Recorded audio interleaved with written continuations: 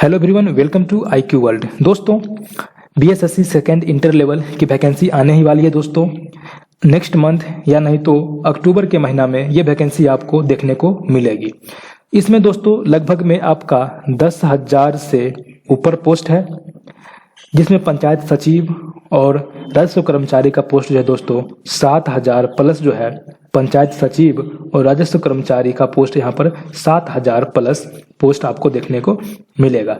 तो इसी दोनों पोस्ट पंचायत सचिव और राजस्व कर्मचारी, तो इस दोनों पोस्ट के लिए आपकी योग्यता क्या होनी चाहिए, यानी मिनिमम क्वालिफिकेशन क्या होना चाहिए, वांछित योग्यता क्या होना चाहिए, उसके बाद आयु सीमा क्या होना चाहिए, न्यूनतम आयु कितना में भर सकते हैं फॉर्म, अधिकतम कितना में भर सकते हैं, वेतन कितना मिलेगा इन दोनों में, परीक्षा पैटर्न क्या होगा, सिलेक्शन प्रोसेस क्या होता है, और सिलेबस जो है BSSC का PT का सिलेबस क्या होगा। सारा चीज़ दोस्तों इस वीडियो में आज मैं आप लोगों के समक्ष रखने वाला हूं।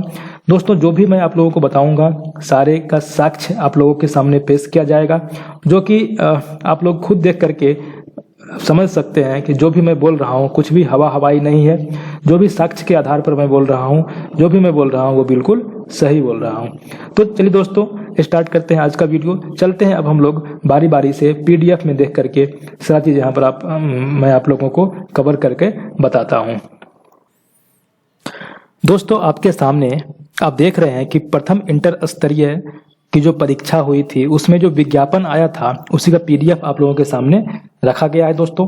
तो इस PDF में मैं आपको सारा चीज बताने वाला हूं। देखिए, उस समय में इसका विज्ञापन संख्या था 06060114।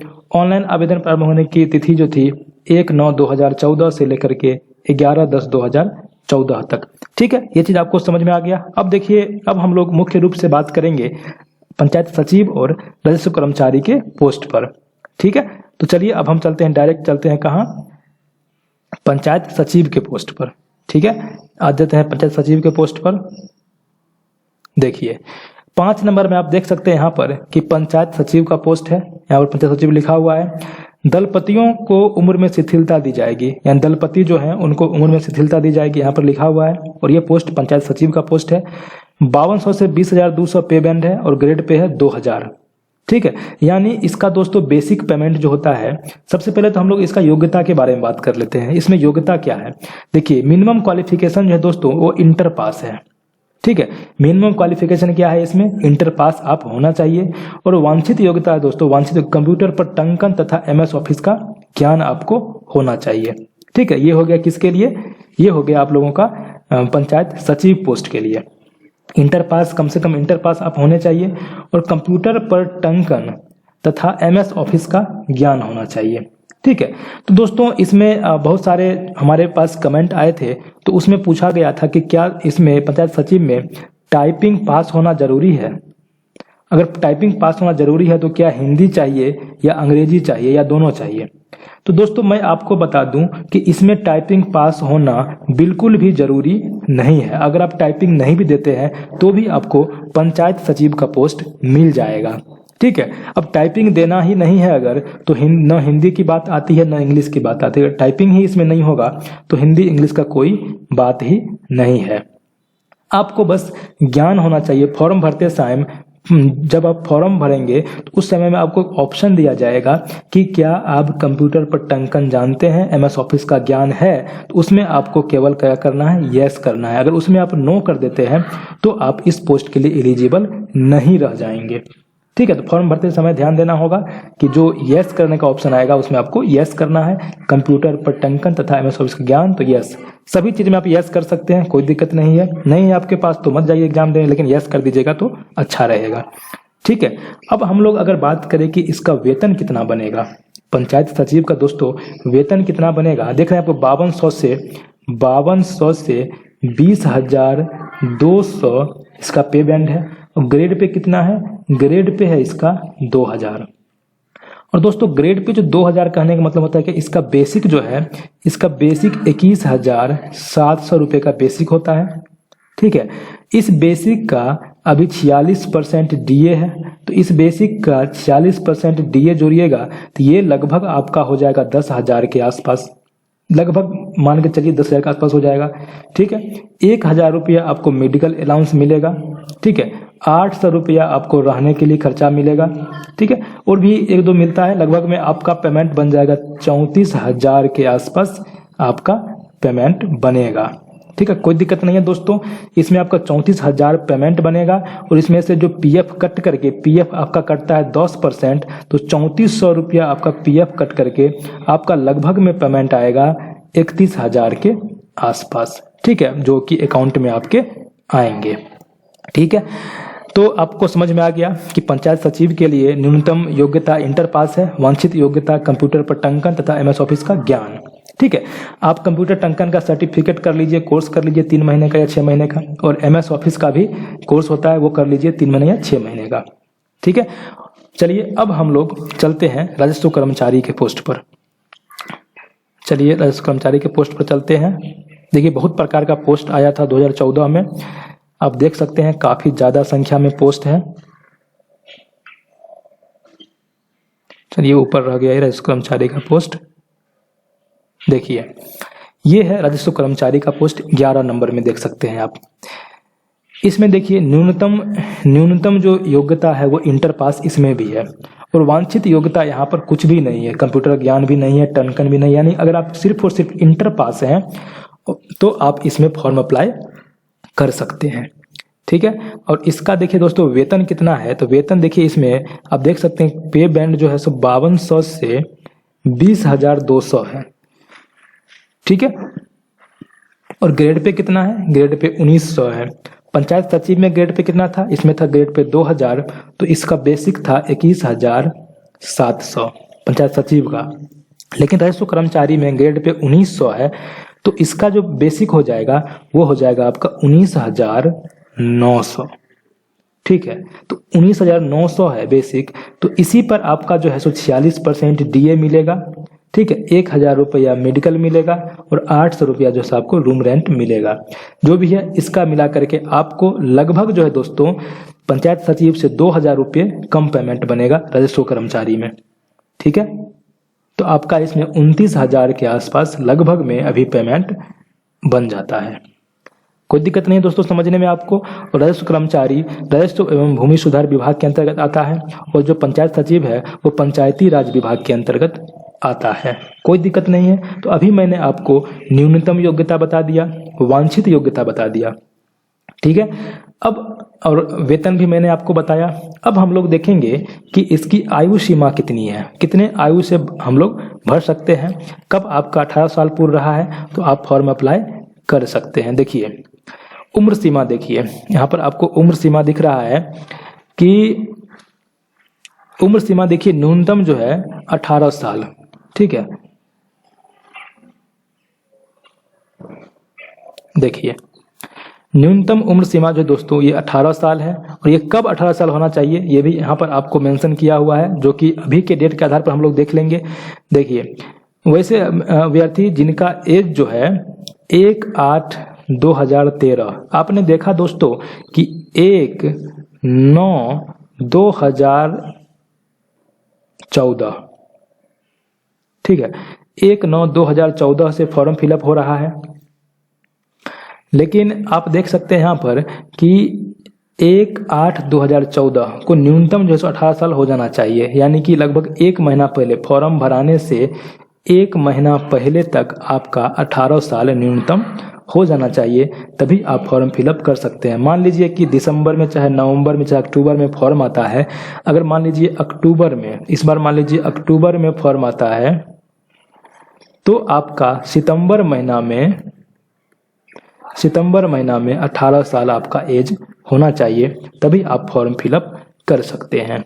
ठीक है, और अधिकतम आयु की बात करें दोस्तों, अधिकतम आयु जो है दोस्तों पुरुष के लिए, अनारक्षित पुरुष के लिए 37 साल, यानी कि 37 ईयर जो है आपको अनारक्षित पुरुष के लिए है। 3 साल इसमें जोड़ दीजिए तो ये हो जाएगा पिछड़ा वर्ग, अत्यंत पिछड़ा वर्ग के लिए, यानी 40 साल बीसी और ईबीसी के लिए। अनारक्षित महिला के लिए 40 साल, अनुसूचित जाति और जनजाति यानी SC/ST के लिए 5 साल का छूट मिलता है, यानी कि 42 साल तक फॉर्म फिलअप किया जा सकता है। कोई दिक्कत नहीं है दोस्तों। तो आपने देख लिया, उम्र सीमा भी देख लिया कि उम्र सीमा आपको जिस डेट में नोटिफिकेशन आएगा, जिस डेट के नोटिफिकेशन आएगा उससे 1 महीना पहले तक आपका न्यूनतम जो है, न्यूनतम 18 साल होना चाहिए, ठीक है। और अधिकतम की बात करें, अधिकतम की बात करें तो ये CUR का कितना होता है, 37। इसमें 3 जोड़िएगा अगर तो ये हो जाएगा BC और EBC का, फिर 3 जोड़ लीजिएगा, सॉरी फिर 5 जोड़ लीजिएगा तो ये कितना हो जाएगा, जैसे 37 में 3 जोड़िएगा तो BC EBC और फीमेल का भी हो जाएगा, और 5 जोड़ लीजिएगा 37 में तो 42 साल किसका होता है, SC का और ST का। समझ में आ गया उम्र सीमा कितना है। अब हम लोग बात कर लेते हैं, आपने देख लिया योग्यता, वांछित योग्यता, उसके बाद आयु सीमा, वेतन भी देख लिया आपने।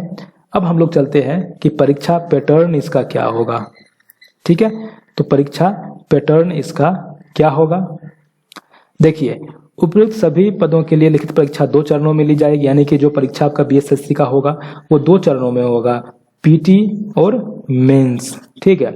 तो PT में लगभग आपका 5 गुना जो रिजल्ट है, 5 गुना रिजल्ट वो PT में दिया जाता है। अगर 10,000 सीट है तो PT में कितना रिजल्ट देगा, PT में रिजल्ट देगा 50,000, ठीक है, 5 गुना रिजल्ट आता है।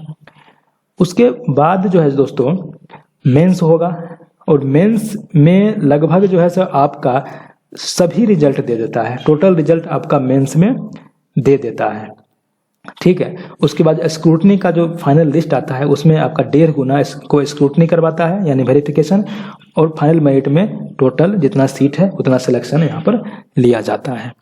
अब हम लोग बात कर लेते हैं कि जो परीक्षा पैटर्न के बारे में, ठीक है। ये तो सिलेक्शन प्रोसेस हो गया। अब परीक्षा पैटर्न के बारे में देखते हैं, प्रारंभिक परीक्षा में क्या होगा। देखिए प्रारंभिक परीक्षा में दोस्तों यहाँ पर सामान्य अध्ययन के 50 प्रश्न पूछे जाएंगे, सामान्य विज्ञान और गणित के 50 प्रश्न पूछे जाएंगे, और मानसिक जांच क्षमता यानी कि रीजनिंग के 50 प्रश्न पूछे जाएंगे। सारे प्रश्न मल्टीपल चॉइस बहुविकल्पीय होंगे, ठीक है, जिसके एक जो है 4 अंक निर्धारित किया गया है एक क्वेश्चन के लिए, और गलत उत्तर के लिए 1 अंक काट लिया जाएगा। अवधि 2 घंटा 15 मिनट का होगा। अंग्रेजी और हिंदी दोनों भाषा में क्वेश्चन होंगे, ठीक है। अगर आपका अंग्रेजी और हिंदी में अगर कुछ भिन्नता होती है तो अंग्रेजी के प्रश्न पत्र ही मान्य होंगे, ये तो सबको पता है, ये चीज समझ में आया। अब आते हैं दोस्तों हम लोग सिलेबस पर, ठीक है। सिलेबस क्या रहेगा, देखिए सिलेबस, प्रारंभिक परीक्षा का सिलेबस जो इस प्रकार है। सामान्य अध्ययन में देखिए यहाँ पर कि सामान्य अध्ययन में अगर आप ये सिलेबस देखिएगा तो आपको समझ में कुछ भी नहीं आएगा, ठीक है। आप लुसेंट और प्लस SPD का जो सामान्य अध्ययन, रेलवे सामान्य अध्ययन, इसको आप पूरा पढ़ लीजिए, ठीक है। जो सिलेबस उसका है वही सिलेबस यहाँ पर लगभग आपका भी यहाँ भी देखने को मिल रहा है। देखिए बिहार, भारत और इसके पड़ोसी देशों के संबंध में विशेष रूप से बिहार से दोस्तों दिया हुआ है, लेकिन 1 प्रश्न से 2 प्रश्न भी रह सकता है, चाहे नहीं भी रहता है बिहार का प्रश्न। बिहार पर ज़्यादा ध्यान देने की जरूरत नहीं है, आपको बस लुसेंट SPD को पढ़ डालिए, इस पर बहुत सारे क्वेश्चन आपके सॉल्व हो जाएंगे। अब करंट अफेयर में देखिए वैज्ञानिक प्रगति, राष्ट्रीय अंतर्राष्ट्रीय पुरस्कार, भारतीय भाषाएं, पुस्तक, लिपि, ये सब, यानी कि आप जो है कोई भी वार्षिकांक लेके पढ़ लीजिए, आपका करंट अफेयर हो जाएगा, ठीक है। भारत उसका पड़ोसी देश यहाँ पर आप देख सकते हैं। उसका देखिए सामान्य विज्ञान और गणित में, सामान्य विज्ञान में देखिए दोस्तों ये मैट्रिक स्तर के प्रश्न पूछे जाते हैं, फिजिक्स, केमिस्ट्री और बायोलॉजी से प्रश्न पूछे जाएंगे मैट्रिक लेवल के, ठीक है। देखिए सामान्य विज्ञान में भौतिकी, रसायन और जीव विज्ञान और भूगोल को भी सामान्य विज्ञान में ये मान लिया है। गणित में देखिए, गणित में संख्या पद्धति संबंधित प्रश्न, ये सब आप देख सकते हैं, ये सब पूछे जाएंगे, ठीक है। ये सिलेबस है। रीजनिंग में क्या पूछा जाएगा वो भी आप देख सकते हैं। अब नीचे ये भी देख लीजिए दोस्तों, यहाँ पर क्या दिया हुआ है कि प्रारंभिक परीक्षा के माध्यम से कुल उपलब्ध रिक्तियों के लगभग 5 गुना का बराबर अभ्यर्थियों का चयन मुख्य परीक्षा हेतु किया जाएगा, ठीक है। और मुख्य परीक्षा का जो विज्ञापन अलग से प्रकाशित किया जाता था, ठीक है। तो आप देख सकते हैं कि टोटल यहाँ पर मैंने आपको जो भी आपके ज़रूरत का चीज़ था मैंने आपको बताया, ठीक है। और 1-2 चीज़ और मैं आपको बताना चाहता हूँ दोस्तों, जिसको लेकर के काफ़ी ज़्यादा प्रॉब्लम हुआ था छात्रों को, 2014 वाले छात्रों को। उसमें क्या है दोस्तों कि अभी आपको कौन कौन से डॉक्यूमेंट तैयार रखने चाहिए। तो जो आप देख सकते थे वहाँ पर मैंने बताया था आपको कि टाइपिंग और MS ऑफिस का ज्ञान, ये दोनों का जो सर्टिफिकेट है दोस्तों,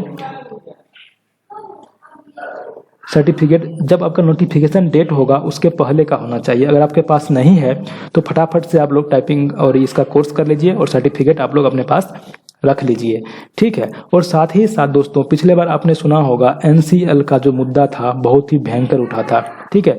एनसीएल बीएसएससी को एनसीएल चाहिए था 2014 से पहले का, ठीक है, यानी फॉर्म भराने से पहले का इसको एनसीएल चाहिए था।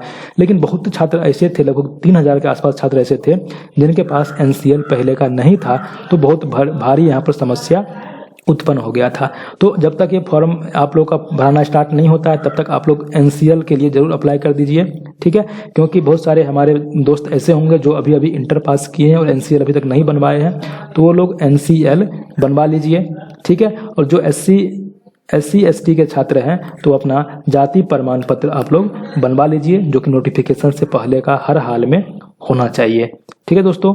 तो उम्मीद करता हूं कि आप लोगों को ये वीडियो बहुत अच्छे ढंग से समझ में आ गया होगा और आपको बहुत अच्छी जानकारी मिली होगी दोस्तों। तो चलिए फिर मिलते हैं नए वीडियो में। Bye bye, take care, best of luck.